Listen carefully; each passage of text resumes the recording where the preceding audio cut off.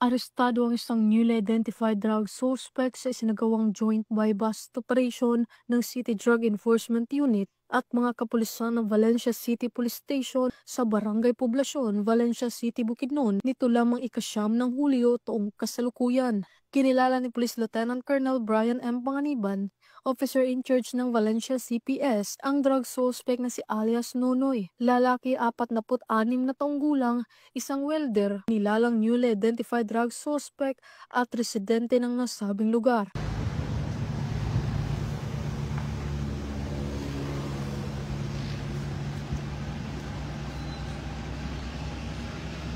Sa ikinasang joint buy-bust operation bandang alas 11 ng umaga ay nagresulta sa pagkakakumpiska ng mga pakete ng hinihinalang shabu na may standard drug price na 82,960 pesos, isang cellphone at isang 500 peso bill na ginamit bilang buy-bust money at iba pang mga non-drug items. Ang suspect ay nahaharap sa kasong paglabag sa RA 9165 o Comprehensive Dangerous Drugs Act of 2002.